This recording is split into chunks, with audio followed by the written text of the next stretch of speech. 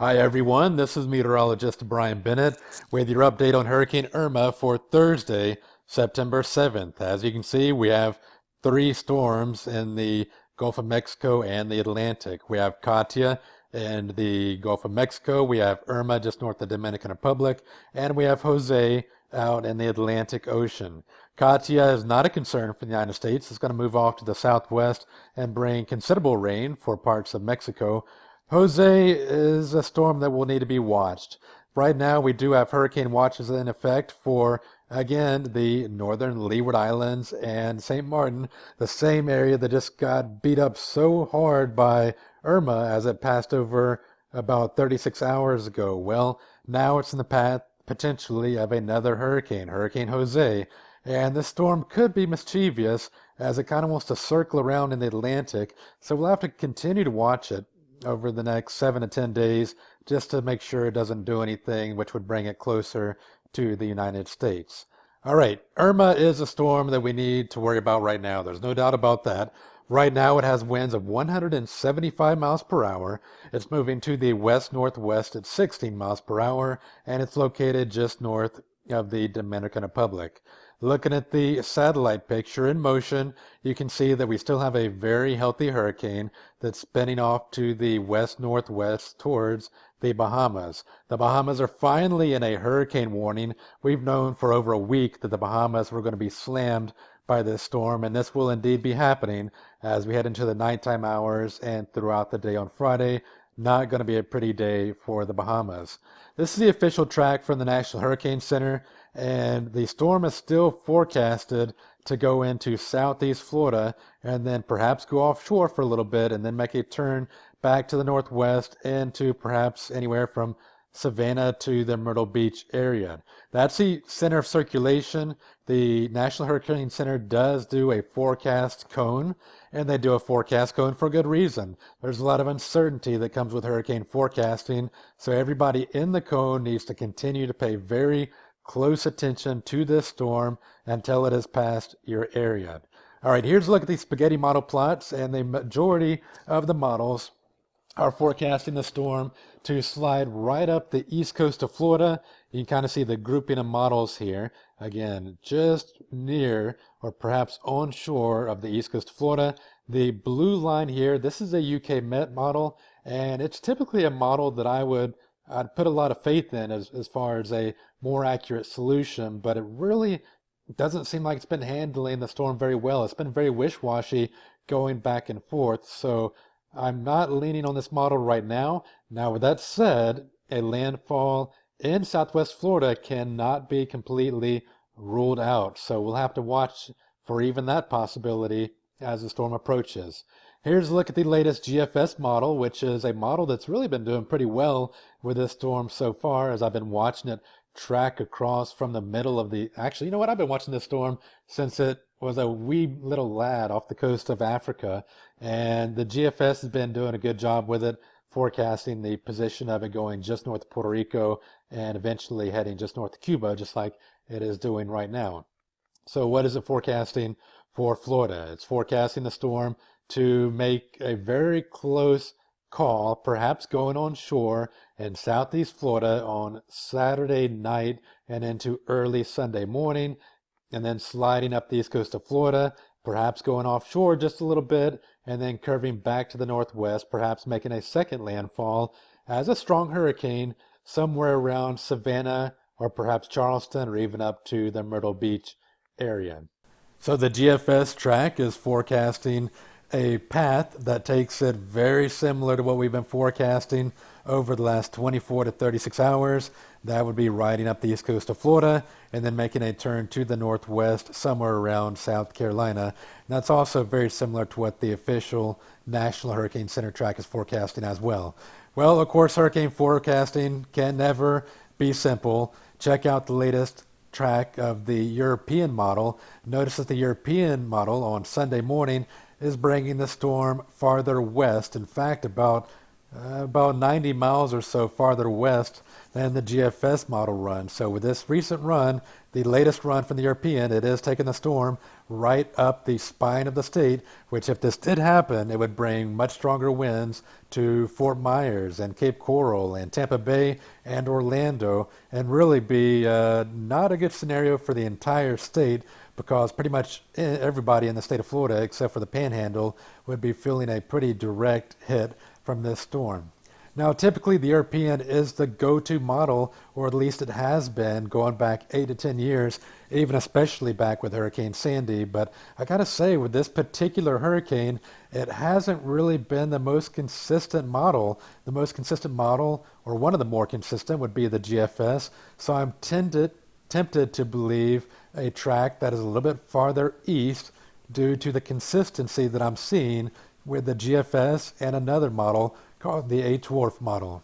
So based on what I've been watching since this storm came off the coast of Africa and been heading our direction, if I had to put a track on exactly where the storm is going to go based on the current information, I would say that it's going to ride to the northeast, making landfall somewhere right around Miami, going north, being a very rough storm for West Palm Beach, and then actually moving offshore just a little bit as it moves towards Daytona Beach and Jacksonville, and then making a turn back to the northwest, perhaps making a second landfall back around Savannah or Charleston or even the Myrtle Beach area. Do keep in mind that we are, again, looking for the possibility that the storm could make a farther west track, which would change the forecast for Tampa, or the storm could curve a bit sooner and actually go a bit farther offshore and perhaps not even hit that blocking high to the north and have much less of an impact on the United States. But based on everything I'm looking at right now, I would say that a landfall somewhere around the Miami area seems to be most likely, and then perhaps dipping offshore just for a bit and then making a second landfall somewhere around the Carolinas. So my job as a meteorologist is to know how the different computer models typically perform in different circumstances. It's also to know what's happening in the atmosphere as a whole, what would be impacting this hurricane, what would force it to move farther west or farther east, and all the other factors that can impact a storm, like water vapor, the water temperatures, the wind shear. And with all that said, I have to say that this model here, the H-Wharf model, perhaps you haven't really heard too many folks talk about this model quite yet, but I have to say that it's been very consistent over the last 5 days or so. I've been watching it and even mentioned it in my other forecast that it's been a more reliable model, and therefore I'm going to go with it as far as the most likely model solution. It also matches what I expect to occur, which will be making landfall in the very southeastern corner of Florida, riding up the East Coast, and then making a second landfall somewhere between Savannah and Myrtle Beach. And that's exactly what this H-Wharf model is doing. So here we are, Sunday morning, the storm moving on shore in southeast Florida as a very strong, likely Category 3 or greater hurricane, perhaps being a storm that could rival Hurricane Andrew, something we'll have to keep an eye on. Again, I hate to even throw that name out there because I know that it sends shivers down all of our spines, but nonetheless, this is a storm that has been very strong, so we have to at least compare it to the possibility that it could be another Hurricane Andrew. The one good thing, though, being that we learned a lot from Hurricane Andrew. We learned how to properly brace the roofs of our homes, etc., so that the homes are a lot stronger than they used to be. So we did learn a lot of lessons from Hurricane Andrew. Here we are on Sunday afternoon and Sunday evening. The storm is riding right along the east coast of Florida, moving right over Cape Canaveral area, dipping offshore, just like I had mentioned as a possibility, and then moving back to the northwest as a, not a major hurricane, but still a very strong hurricane, perhaps anywhere again from Savannah to maybe the Charleston area. So that's a zoomed out version of the H-Wharf. Here's a more zoomed in version, and if we're going to buy into this model, let me go ahead and give you an idea of what type of winds and rain we would be expecting based on this particular type of landfall. So here we are again, Sunday morning, and what we're looking at right now are wind speeds. So along the immediate coastline from Miami down to Homestead up to West Palm Beach area. We're looking at the kind of white color here. The white is a sustained wind speed of around 95 to 100 knots. Now, make that knots, make it miles per hour. That's around 112 miles per hour or so. Again, that's the sustained wind speed. So throw a wind gust into there, and you're looking at a wind gust on the beach in Southeast Florida of somewhere around 120, 125 miles per hour. So definitely not a strong, or not, excuse me, not a storm to mess around with. I'm sure there will be mandatory evacuations in Southeast Florida for many folks, as they should be getting away from especially the beach locations. Head inland, you see the purple color here. The purple is a sustained wind speed of right around 70 knots, so that's about 80 miles per hour. So 80 miles per hour to maybe a 100 mile per hour wind gust possible, even a bit inland from where the center of circulation could be with this storm.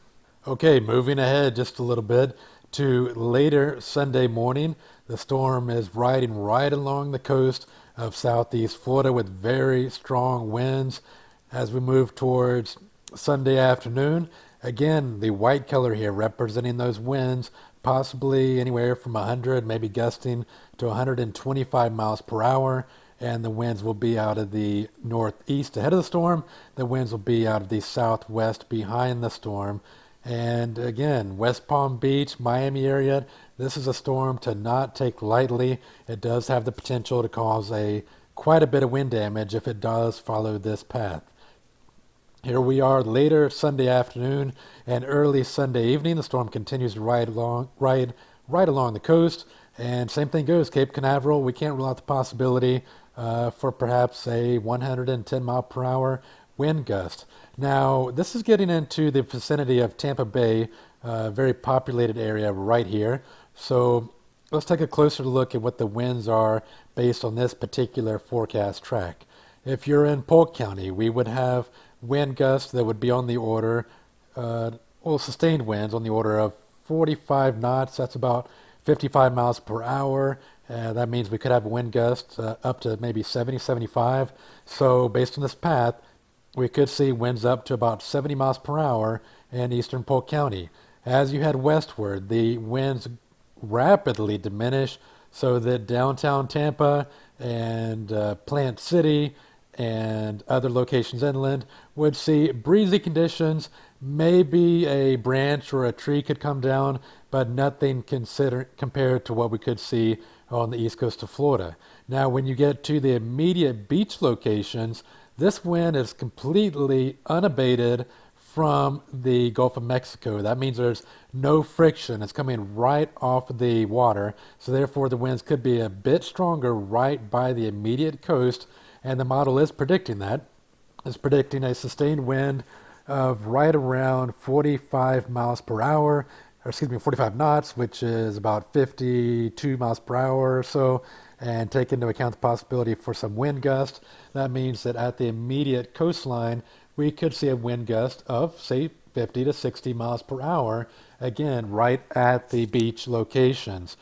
The storm then rides off to the north, offshore of Jacksonville, but even Jacksonville is seeing winds here in the purple representing right around 75 knots, so that would be a potential wind gust of around 100 miles per hour. So still a strong storm even for Daytona Beach and Jacksonville, and then the storm rides north and does make that turn inland, and we could be dealing with some pretty major storm surge up and down the northeast coast of Florida, Georgia, and the Carolinas with that onshore wind, and a very strong one at that, blowing upwards of around 100 miles per hour, or at least a gust of 100 miles per hour possible as the storm actually makes a very definitive landfall. Now, one thing to look at here, back when the storm was in Tampa Bay, looking at, of course, we're very concerned about storm surge for Clearwater and St. Petersburg and Sarasota, Venice, and all the areas along the shore, even all the way down to Fort Myers and Cape Coral.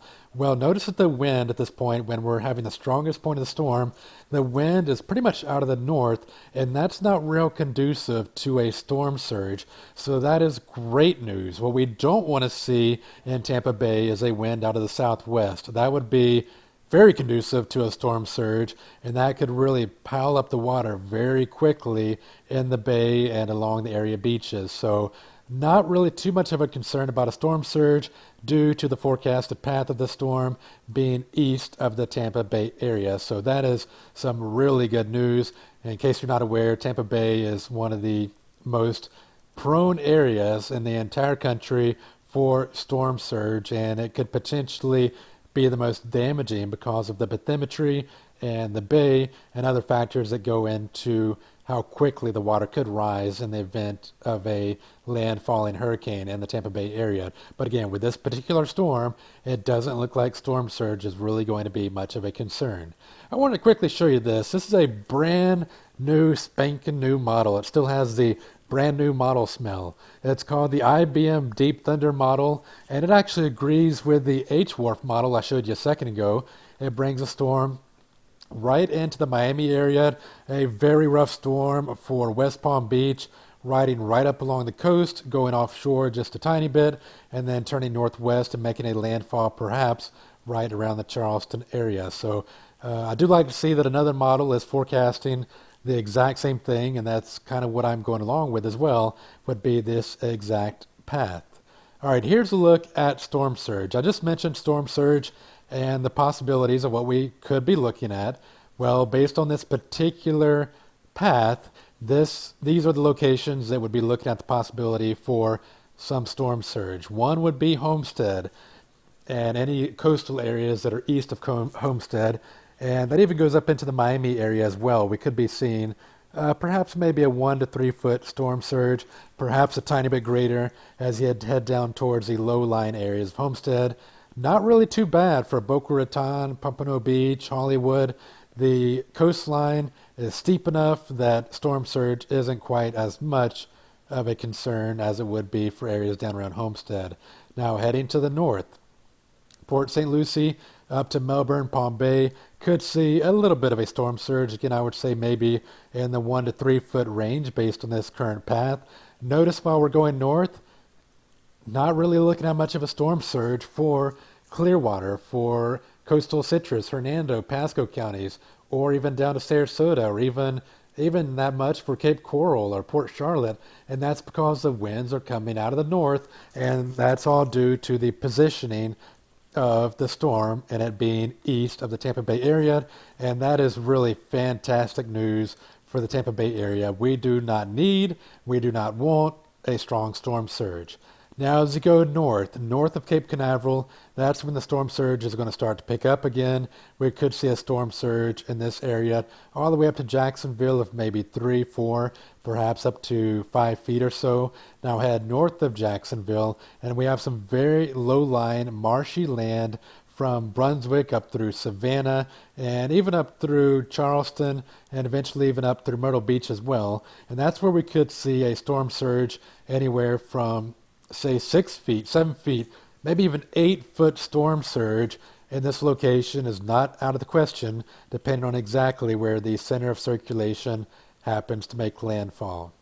All right, I did want to show you this. This is a European model. This is a model that's calling for the storm to go farther west. I think we do need to look at all scenarios at this point.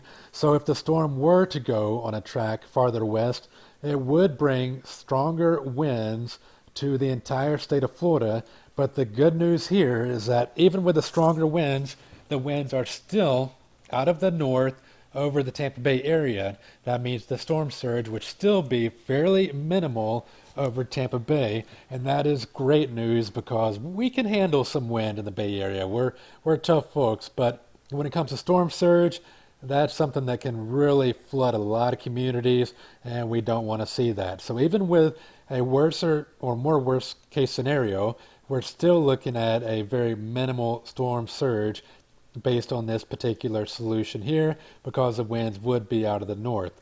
Now, as the storm exits, the winds do turn from the west, and we could start to see the water pile up just a little bit. But by then, the winds have weakened a bit, so they're not pushing the water on shore quite as much. So, is there a possibility of a 1 foot, maybe 2 foot, up to maybe a 3 foot storm surge in the solution? Well, there is. There is that possibility. But as far as the 6 to 9 foot storm surge or the catastrophic storm surge that we're dreading may one day happen in Tampa Bay, that doesn't look to be the case for this storm, even in the case of a more worst case scenario of a farther west landfalling storm. All right, to wrap this up, I did want to show you this. Remember I mentioned Jose in the beginning. Here's Jose right here. And just to show you that this storm could potentially be mischievous, take a look at what this particular model run of the European is doing. It brings it over St. Martin area. It sits out in the Atlantic for a little bit. It does a complete circle, and then it actually goes back south, and then it goes back southwest and heads westward over the Bahamas and heads towards Florida. So Jose could be a mischievous little dude, but this is one model run, this is one model, and that's a long way off, so not something we're going to really concern ourselves with right now. Just know that it's out there. In the meantime, let's go ahead and prepare for Irma. Right now, it looks like the storm is going to ride up the east coast of Florida, but it's still a good idea to continue those preparations. Get that bottled water and the jugs of water. Get those batteries, the flashlights, fill your car up with gas. Get cash out of the ATM. Get your medications. So continue with the preparations. Are we to the phase in Tampa Bay where you want to be boarding up windows? I don't necessarily think so yet. Do you want to perhaps have the boards out in a shed? Sure, why not? You can use them in a future storm if we have another storm in the future, but never hurts to have those items ready to go. It doesn't hurt to have them around the house. Now, if you live in Southeast Florida, you're getting to the point where you do want to be boarding up your windows. You do want to be preparing for a very strong hurricane, and you do want to perhaps go ahead and start evacuating if you live in Southeast Florida. If I lived in Southeast Florida, I probably would go ahead and be packing up my car and at least trying to get on the road, hopefully before conditions get too bad with folks evacuating from a very populated area. And that's really something to consider when it comes to evacuations, is that we really only have two major roads. We have 75 and we have 95. And Florida is a very populated state. So to try to get everybody out of the state of Florida and out of those two roads is not an easy scenario. So I'm not surprised to hear that there are even some suggested evacuations in the Tampa Bay area. While it doesn't look like we'll have even close to the worst case conditions of this hurricane, it doesn't hurt to go ahead and get some folks on the road just in case that storm does track farther west. The roads won't be quite as clogged as they would be otherwise. All right, so that's not the quick version. That's the long version of what we're looking at weather-wise. I appreciate you watching this and listening. And again, if you have any questions, feel free to zip me a note. All right, guys, let's continue to put those fans out and hopefully blow this storm farther east. Till then, have a great evening, everybody.